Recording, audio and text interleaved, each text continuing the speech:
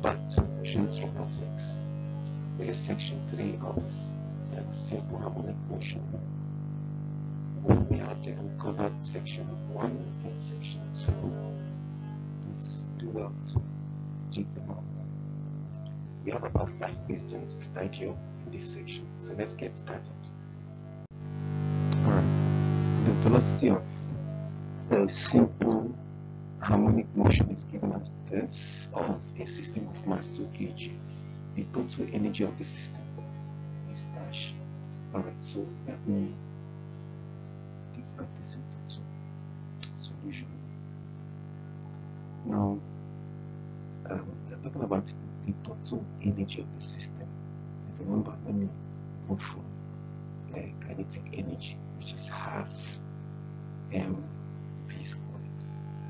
Alright, but then I know that V, the general formula for V is omega times the root of the amplitude squared minus the displacement squared.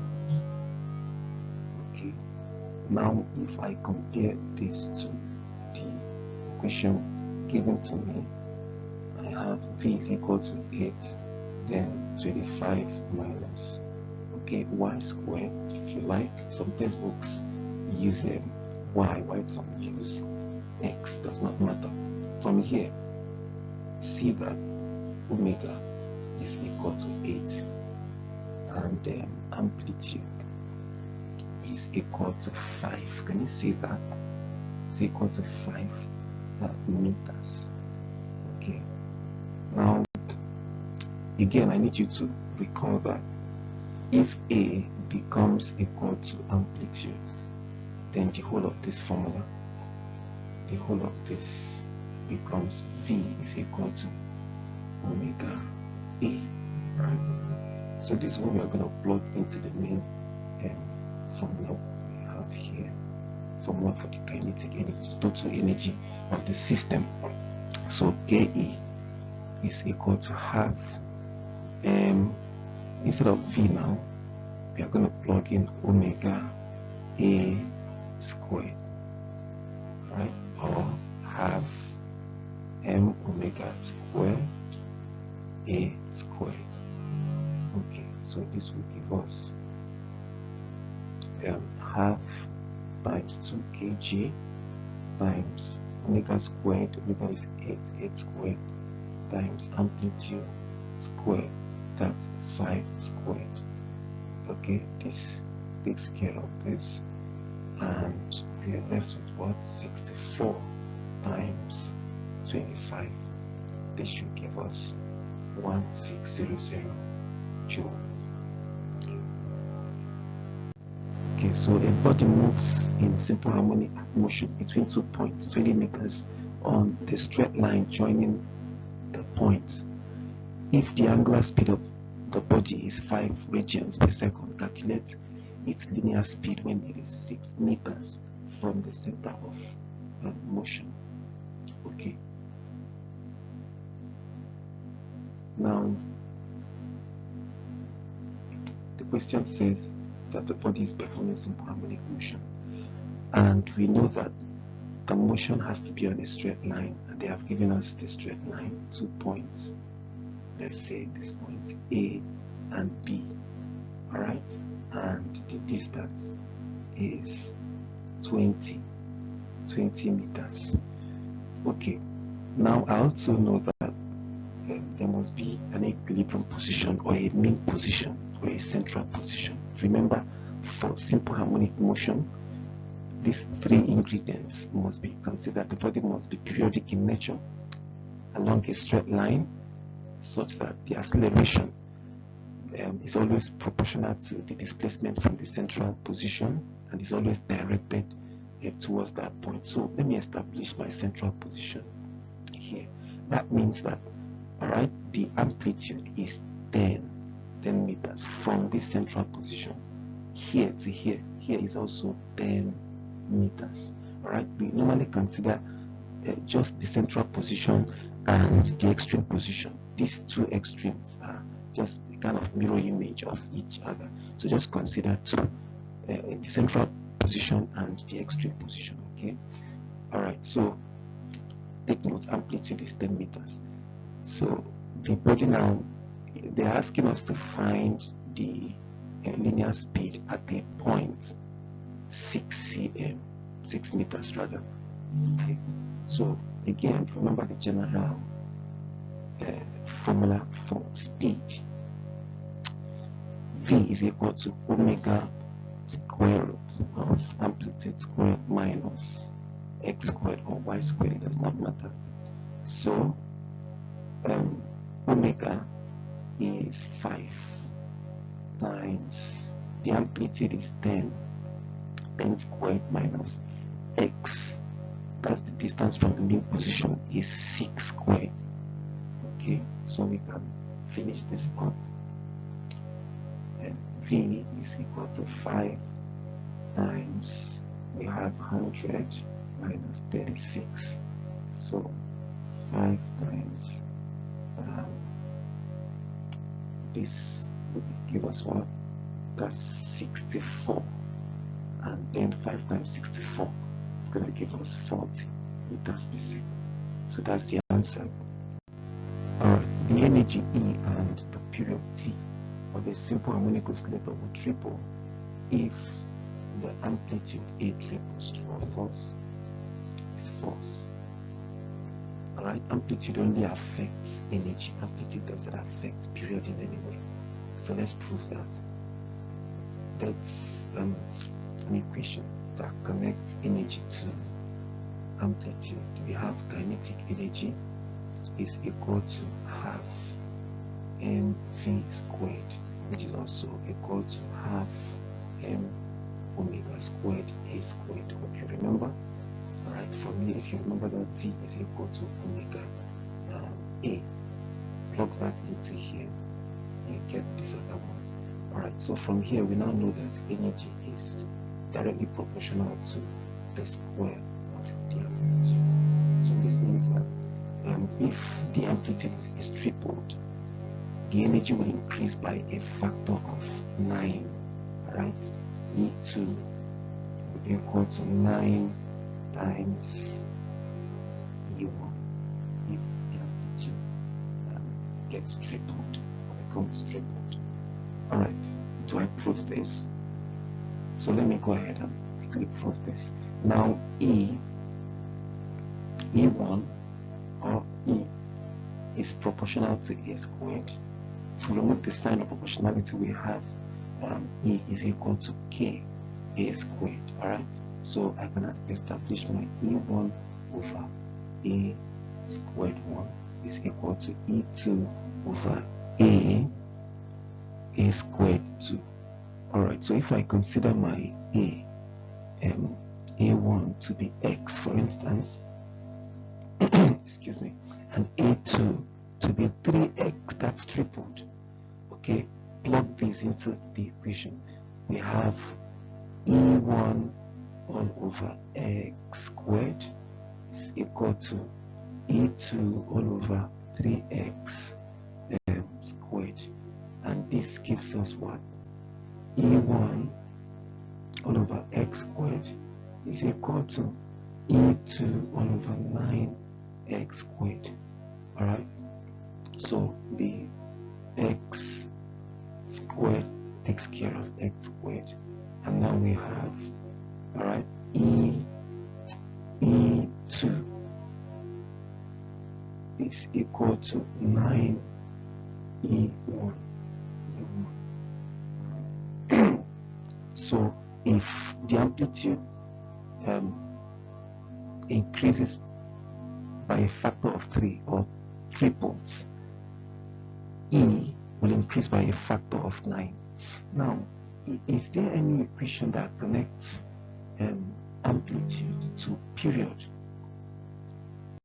Okay, so is there any equation that connects amplitude to period?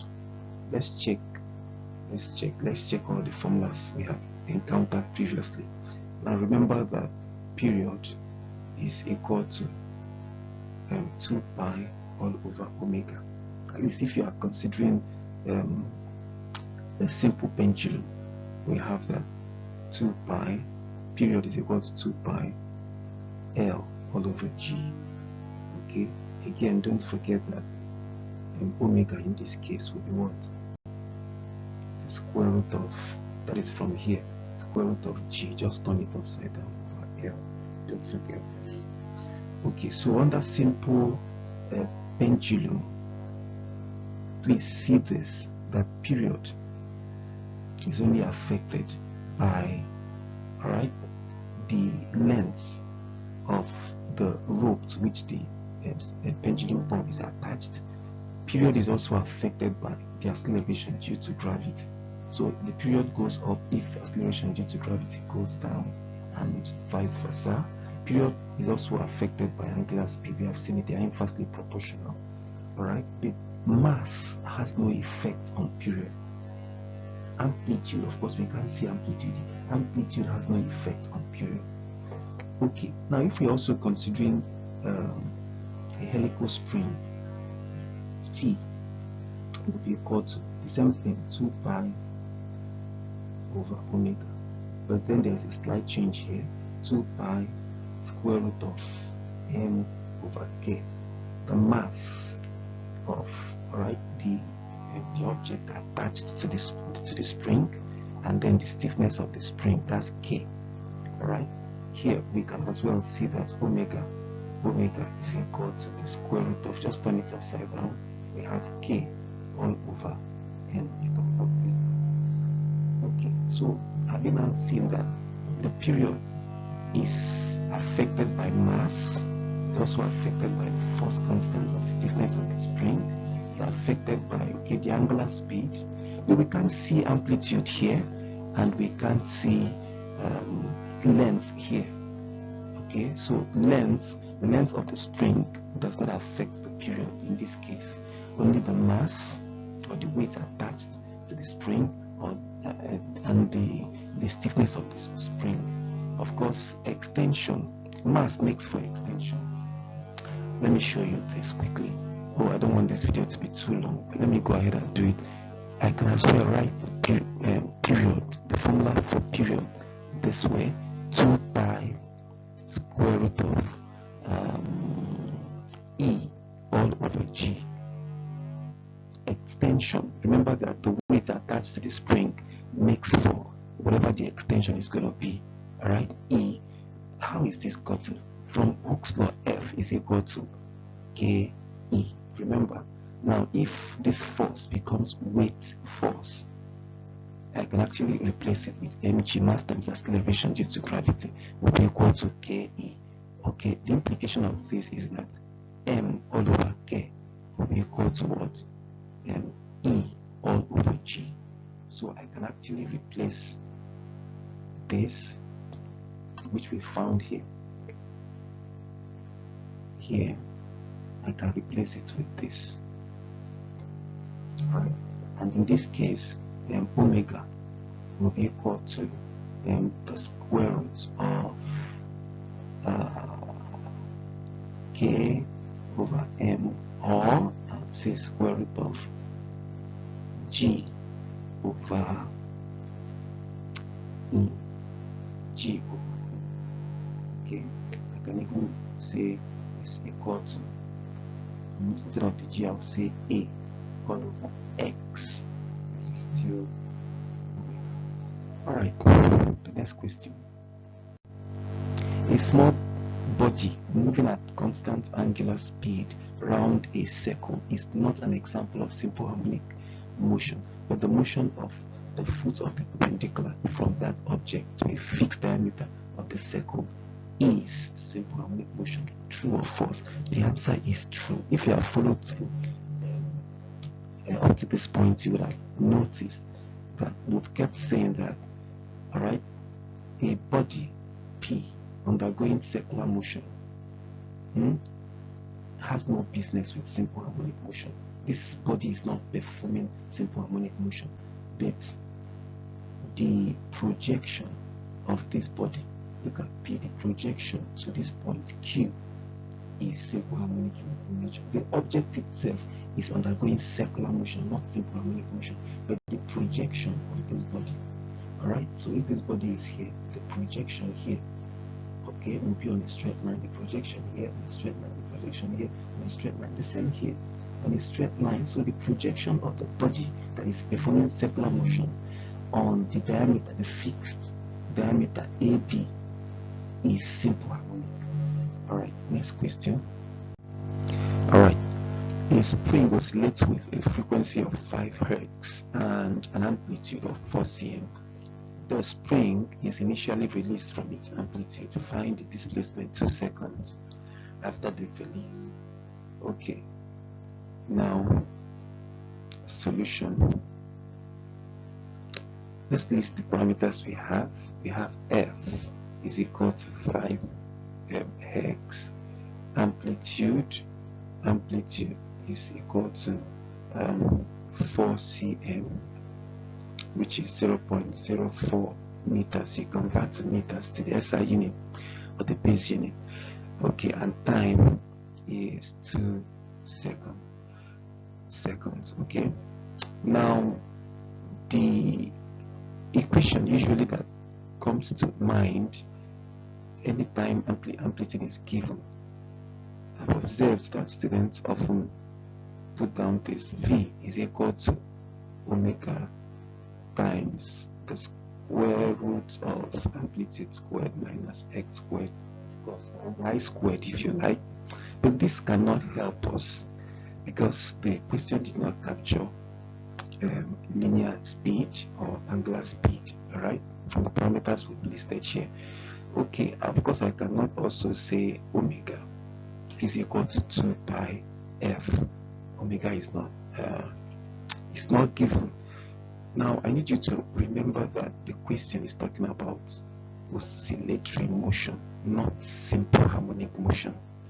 Alright, it can be wave motion. Wave motion is oscillatory in nature. AC is oscillatory in nature. So anytime you're talking about periodic motion or oscillatory motion, there's a general equation for it. X is equal to amplitude sine omega t. Of course, if you like, you can use cos. S is equal to cos omega t. Now the difference between sine and cos, if time